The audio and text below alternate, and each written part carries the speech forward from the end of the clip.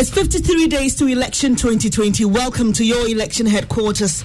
The news is live on Joy 99.7 FM and hits 103.9 FM in Accra. Also on Love 99.5 FM in Kumasi. Affiliates across Ghana and worldwide at myjoyonline.com. Electoral violence is a crime punishable by years in prison. Avoid it. Coming up, the Ghana Institute of Surveyors audit report into the construction of the Saglemi Affordable Housing Project reveals over $100 million was embezzled by the contractor and officials of the NDC administration. When you do proper quantity survey analysis by the expert, the theft is 104 million.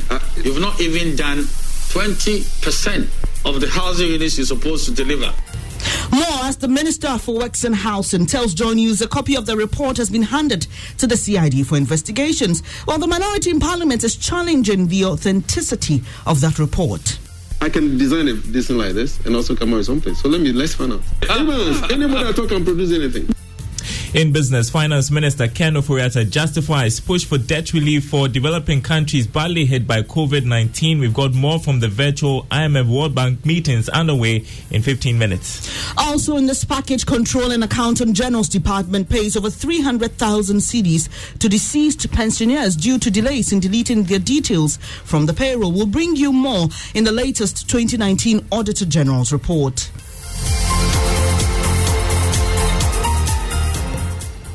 I'm Bernice Abubeidulansa. Thanks for your company. The details now. An assessment conducted by the Ghana Institute of Surveyors into the construction of the yet-to-be-completed Saglemi Housing Project established that over $100 million was embezzled by the NDC administration. According to Sector Minister Samuel Atachia, the final document was handed over to him only last month. He also indicated a copy of the report has been given to the Criminal Investigations Department of the Ghana Police Service for investigation. He made the revelation on Manifesto Tracker on PM Express on the Joy News channel Wednesday night. When you do proper quantity survey analysis by the expert, the theft is 104 Evans, let me just say million. You've not even done 20% of the housing units you're supposed to deliver. So who embezzled the money? Well, it's interesting for you to know. The contractor, if you want to ask me, and then those who aided them to do it. Mr. Collins Dowda was a minister at the time. Yes, he was. Has he been spoken to? He's been invited. Did he honor the invitation? He had no choice. Samuel Atachia is Minister for Works and Housing, while minority spokesperson on the Works and Housing Committee, Emmanuel Kwesi Bedra, who was on the same show, questioned the authenticity of the report. Anybody at all can produce anything. Goodness me, you're saying that he sort of... No, I'm not doubting. Okay. I said anybody at all can produce anything. He's a respected member. Evans, let's find out from the institution whether this was done by the institution. But no, I found out very difficult. No, but what are you reading? What are you reading? I'm reading the document. You said the signature, it's him. So I cannot bring in a document here. No. Signed by His Excellency. No. What kind of fraud would I be practicing on Ghana? So to improvise a document in the name of the... Yes. You have given this one to the police? I've given it to the police. So let the police do whatever they want to do. You heard the minority spokesperson on Works and Housing Committee in Parliament, Emmanuel Kwesi Bedra, speaking to Evans Mensah on Manifesto Tracker on PM Express on the Joy News channel Wednesday night. Also in attendance was Samuel Atachia, Minister for Works and Housing. Away from that, the Controller and Accountant General's Department has been cited in payroll irregularities by the Auditor General for paying 33 deceased pensioners over 300,000 cedis. This is blamed mainly on delays in deleting those names from the payroll. The Acting Auditor General Johnson Esiedu in the 2019 audit report on MDAs also attributed the incident to delays in transferring unclaimed pensions to government chest by the banks. There's more in the following News Desk report. According to the 2019 Auditor General's report on MMDAs, the Controller and Accountant General through an arrangement with the pensioners associations across the country, receives feedback on the status of pensioners. Their review of the mechanism for receiving such feedback revealed some significant weaknesses, resulting in the payment of unearned pensions to some deceased pensioners. In 2019, for instance, feedback on the status of some 29 deceased pensioners were not obtained monthly from the Pensioners Association prior to the payment of monthly pensions.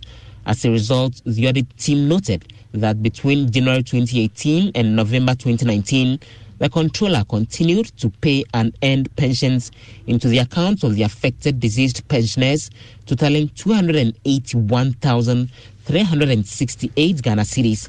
In the case of 4 other deceased pensioners, their bankers, the Etiwa Rural Bank, as at December 2019, had returned a total amount of 22,736 Ghana cedis to the controller's suspense account out of a total of an earned pension of 43,090 Ghana cedis received between January 2018 and August 2019 on their behalf. To minimize the risk, the Auditor General urged the Controller and Accountant General to strengthen its relationship with the pensioners' associations for prompt feedback on the status of pensioners. He further recommended that the Controller should ensure the recovery of unearned pensions into the suspense accounts. That was a News Desk report.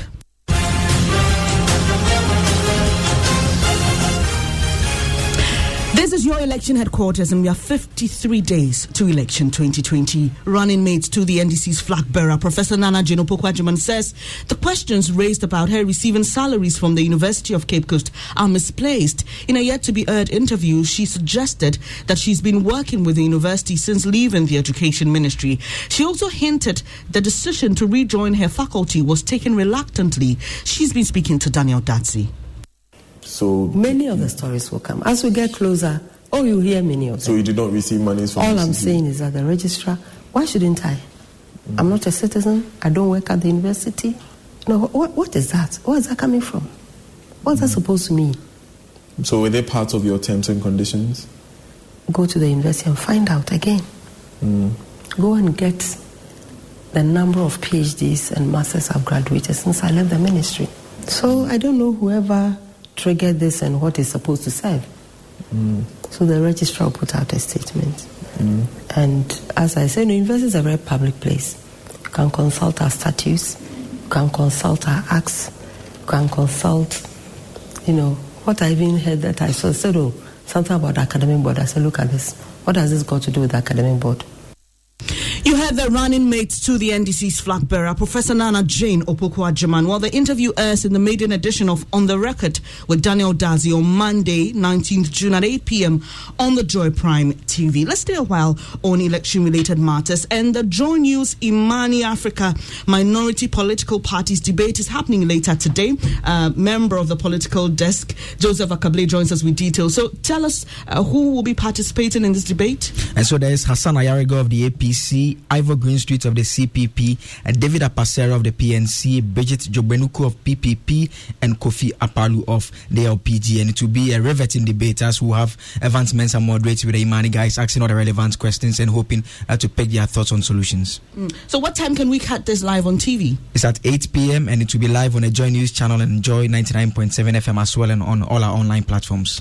Joseph Akable is a member of our political desk here at Joy News. Now, the Media Foundation for West Africa has dismissed claims by the Deputy Minister of Defence that the media is inciting the public against members of Parliament. Major Derek Odro, retired, says the media is whipping up public sentiment over the deployment of 200 police personnel as MPs' bodyguards. He says the public now hates MPs. If you rise against members of Parliament as if we are from Afghanistan, as if we are from Congo River Basin, we are brought to come and put down here to serve the nation. Meanwhile, you voted for us. You're supposed to love us, get us closer to you, but you hate parliamentarians. And it's partly because some of you, the media, you incite the general public against us. We must be frank. But Executive Director for the Media Foundation for West Africa, Suleiman Abrahima, says there's no basis for the claim. If the decision is a popular decision, even if the media or journalists are opposed to it, people would stand up against the media. It is only because the issue is one that is unpopular and I think a bad decision. That is why the media are just basically resonating what is coming from the public. It is not the media that is creating the stories. The media are just speaking to people. You heard the Executive Director of the Media Foundation for West Africa, Suleimana Brahima. And before I go, a Drive Safe campaign brought to you by Toyota Ghana Limited. Respect yellow lights.